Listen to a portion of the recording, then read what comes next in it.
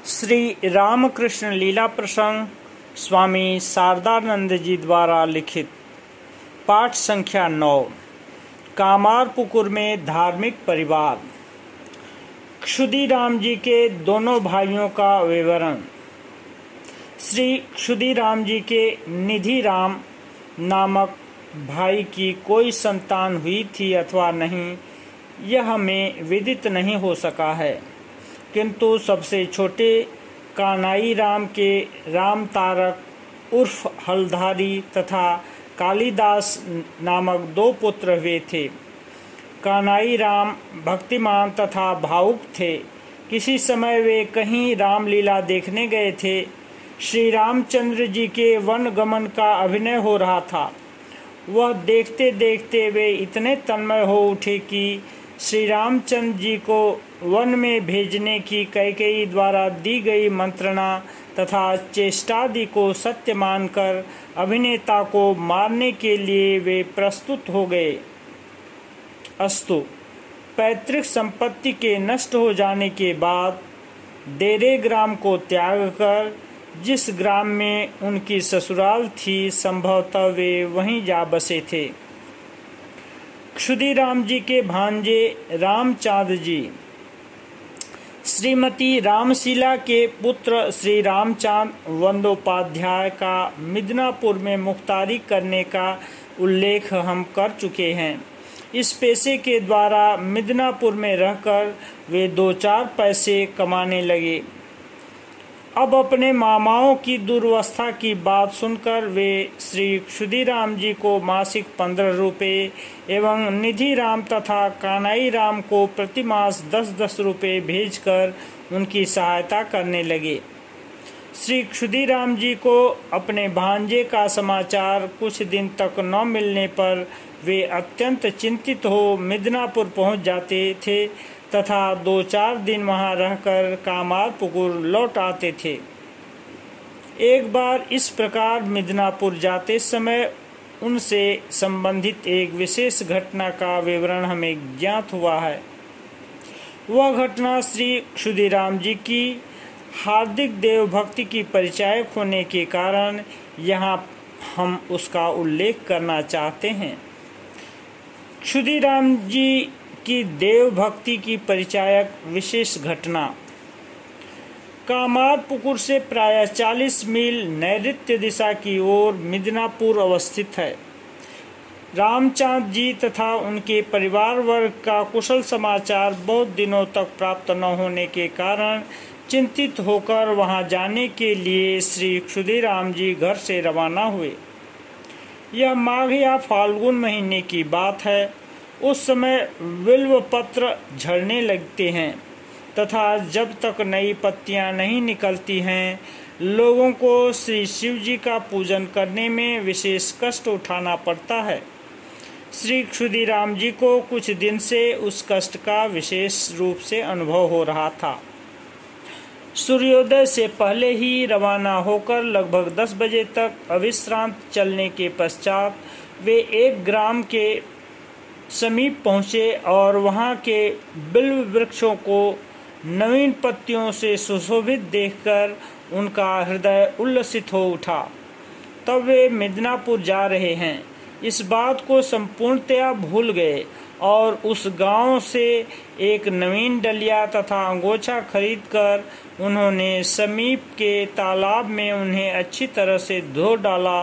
तदनंतर नवीन बेलपत्तियों से उस डलिया को भर लेने के बाद उस पर भींगा अंगोछा डालकर वे अपराह्न के करीब 3 बजे कामारपुकुर वापस गए।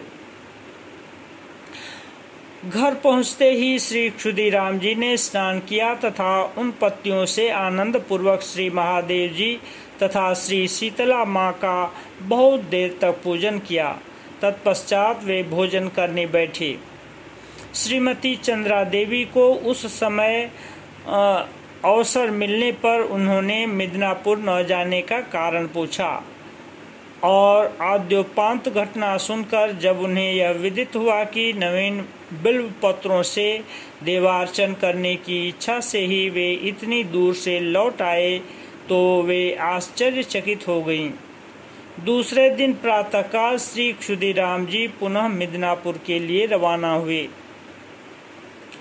राम कुमार जी और कात्यायनी का विवाह। इस प्रकार कामारपुकुर में श्री क्षुदीराम जी के 6 वर्ष बीत गए। उनके पुत्र राम कुमार जी की आयु उस समय 16 वर्ष तथा कन्या कात्यायनी की 11 वर्ष थी। कन्या विवाह योग्य हो गई है, यह देखकर श्री क्षुदीराम जी वर खोजने लगे। कामारपुकुर से वायव्य दिशा में 1 कोस की दूरी पर अवस्थित आनुड़ गांव के श्री केनाराम बंदोपाध्याय को कन्या संप्रदान की तथा केनाराम जी की बहन के साथ अपने पुत्र राम कुमार का उन्होंने विवाह किया। निकटवर्ती ग्राम की संस्कृत पाठशाला में व्याकरण तथा साहित्य का पाठ समाप्त कर उस समय राम कुमार जी स्मृति शास्त्र का अध्ययन कर रहे थे। सुखलाल गोस्वामी की मृत्यु इत्यादि। क्रमशः 4 वर्ष बीत गए। श्री रघुवीर की कृपा से श्री क्षुदीराम जी का संसार उस समय पहले की अपेक्षा अधिक सुचारू रूप से चल रहा था तथा वे भी निश्चिंत हृदय से श्री भगवान की आराधना में निरत हुए। इन 4 वर्ष की घटनाओं में से एक तो यह है कि राम कुमार जी स्मृति शास्त्र का अध्ययन समाप्त कर घर की आर्थिक उन्नति के लिए यथासाध्य सहायता करने में प्रवृत्त हुए, और दूसरी घटना यह है कि क्षुदीराम जी के परम मित्र सुखलाल गोस्वामी का उसी बीच किसी समय देहांत हो गया। यह कहना ही पर्याप्त है कि हितैषी मित्र सुखलाल जी के निधन से श्री क्षुदीराम जी अत्यंत व्यथित हुए। क्षुदीराम जी का श्री सेतुबंध तीर्थ दर्शन तथा रामेश्वर नामक पुत्र का जन्म। योग्य बनकर राम कुमार ने घर का भार अपने ऊपर ले लिया है, यह देखकर श्री क्षुदीराम जी को निश्चिंत हो दूसरी ओर ध्यान देने का अवसर मिला। फलतः तीर्थ दर्शन के लिए उनका हृदय व्याकुल हो उठा। संभवतः सन 1824 ईस्वी में श्री सेतुबंध रामेश्वर के दर्शन के लिए वे पैदल रवाना हुए तथा दक्षिण के अन्य तीर्थों का पर्यटन कर 1 वर्ष बाद घर लौटे। उस समय श्री सेतुबंध से एक बाणलिंग कामारपुकुर लाकर वे उसका नित्य पूजन करने लगे। अभी तक कामारपुकुर में श्री रघुवीर शिला तथा श्री शीतला देवी के घट के समीप श्री रामेश्वर नामक यह बाणलिंग विद्यमान है। अस्तु श्रीमती चंद्रा देवी बहुत दिनों के बाद उस समय पुनः गर्भवती हुई तथा सन 1826 में उनकी कोख से एक पुत्र उत्पन्न हुआ। श्री रामेश्वर से लौटने के बाद इस पुत्र का जन्म होने के कारण श्री क्षुदीराम जी ने उसका नाम रामेश्वर रखा। राम कुमार जी की दैवी शक्ति। उस घटना के अनंतर लगभग 8 वर्ष तक कामारपुकुर के इस निर्धन परिवार का जीवन प्रवाह प्रायः पूर्ववत चलता रहा। श्री राम कुमार जी स्मृति शास्त्रानुसार व्यवस्था तथा शांति स्वस्त्ययन आदि कर्मकांड द्वारा धनोपार्जन करने लगे, इसलिए उस घर में पहले जैसा कष्ट नहीं रहा। शांति स्वस्त्ययन आदि क्रियाओं में राम कुमार जी विशेष पटुता प्राप्त कर चुके थे। सुना जाता है कि उस विषय में उन्होंने दैवी शक्ति प्राप्त की थी। शास्त्र अध्ययन के फलस्वरूप इससे पूर्व ही आद्याशक्ति की उपासना के प्रति उनके मन में विशेष श्रद्धा उत्पन्न हुई थी एवं उपयुक्त गुरु के समीप वे देवी मंत्र की दीक्षा भी ले चुके थे।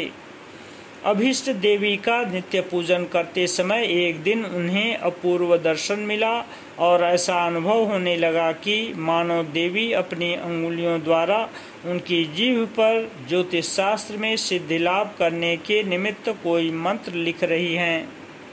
तब से रोगियों को देखते ही उनका रोग ठीक होगा या नहीं यह वे समझ जाते थे और उस क्षमता के प्रभाव से जिस रोगी के संबंध में जो कुछ वे कहते थे वही ठीक होता था।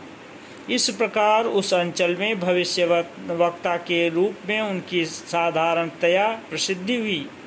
ऐसा सुना जाता है कि किसी कठिन रोगी की रोग मुक्ति के लिए स्वास्थ्ययन कर्म में प्रवृत्त हो अत्यंत दृढ़ता पूर्वक जब वे यह कहते थे कि यह जो स्वास्थ्ययन वेदी पर सस्य फैलाया जा रहा है उसमें अंकुर उद्गम होते ही रोगी ठीक हो जाएगा, तब वास्तव में उनका कहना सत्य प्रमाणित होता था।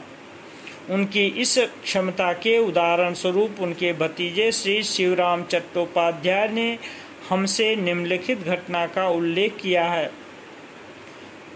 उस शक्ति की परिचायक विशेष घटना। एक बार कार्यवश रामकुमार जी कलकत्ता जाकर गंगा जी में स्नान कर रहे थे। कोई धनी व्यक्ति उस समय सपरिवार गंगा स्नान करने आए एवं उनकी धर्मपत्नी के नहाने के लिए पालकी गंगा जल में उतारी गई। उसमें बैठकर ही वह युवती स्नान करने लगी। ग्रामवासी रामकुमार जी ने पहले कभी इस प्रकार स्त्रियों की मर्यादा रक्षा का दृश्य नहीं देखा था, अतः विस्मित होकर उस ओर वे देखने लगे। उनकी दृष्टि क्षण मात्र के लिए पालकी में अवस्थित उस युवती पर जा पड़ी। पूर्ववत दैवी शक्ति के प्रभाव से उसकी मृत्यु की बात उन्हें विदित होते ही आक्षेप के साथ वे कह उठे, हाय, आज जिसे इतने समारोह के साथ नहलाया जा रहा है, कल उसे सबके सम्मुख गंगा जी में प्रवाहित करना पड़ेगा। उसी धनी व्यक्ति ने इस बात को सुना और उनका यह कहना कहाँ तक सत्य है इसकी परीक्षा करने के लिए श्री राम कुमार जी को अत्यंत आग्रहपूर्वक बुलाकर वे अपने साथ घर ले गए। घटना असत्य साबित होने पर राम कुमार जी को विशेष रूप से अपमानित करने का ही उनका इरादा था। युवती पूर्ण स्वस्थ होने के कारण इस प्रकार की घटना की कोई संभावना उस समय वास्तव में दिखाई नहीं दे रही थी, किंतु राम कुमार जी ने जो कहा था अंत में वही हुआ और अत्यंत सम्मान के साथ उन्हें दक्षिणादि देने को वे बाध्य हुए।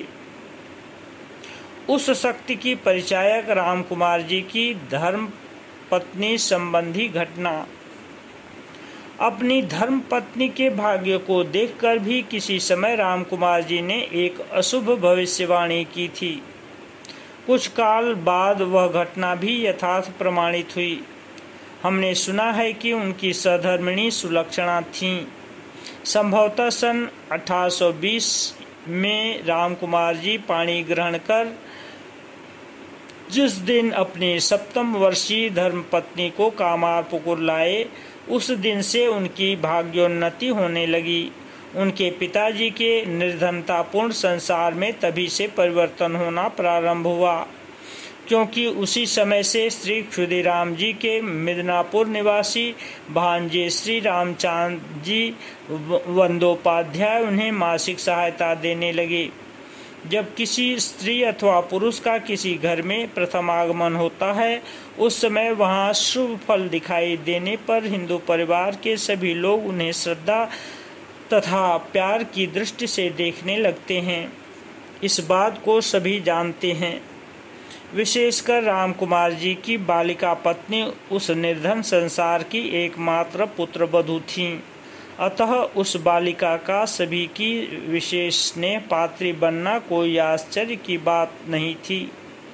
हमने सुना है कि इस प्रकार अत्यधिक स्नेह के फलस्वरूप उनमें विभिन्न सद्गुणों के साथ ही साथ अहंकार तथा आज्ञा पालन न करने की भावना भी जागृत हुई थी, किंतु इन दोषों को देखकर भी कोई कुछ कहने का, उनके संशोधन के लिए प्रयास करने का साहस नहीं करता था। कारण यह था कि सब लोग यह सोचते थे कि उनमें इन सामान्य दोषों के रहते हुए भी उनके आने के कारण ही घर की उन्नति हुई है। अस्तु, कुछ दिन बाद राम कुमार जी ने अपनी युवती धर्मपत्नी को देखकर कहा था, यह यद्यपि सुलक्षणा है, किंतु गर्भ संचार होते ही इसकी मृत्यु अनिवार्य है। इसके बाद दीर्घ काल तक जब उनकी पत्नी गर्भवती नहीं हुई तब उनको बंध्या मानकर वे निश्चिंत रहे, किंतु 35 वर्ष की आयु में उनकी पत्नी का प्रथम तथा अंतिम बार के लिए गर्भ संचार हुआ तथा सन 1849 में 36 वर्ष की अवस्था में एक अत्यंत रूपवान पुत्र प्रसव करने के पश्चात वे दिवंगत हुईं। उस पुत्र का नाम अक्षय रखा गया। यद्यपि यह बहुत बाद की घटना है, फिर भी सुविधा के लिए यहीं इसका उल्लेख किया गया है। ओम शांति शांति शांति।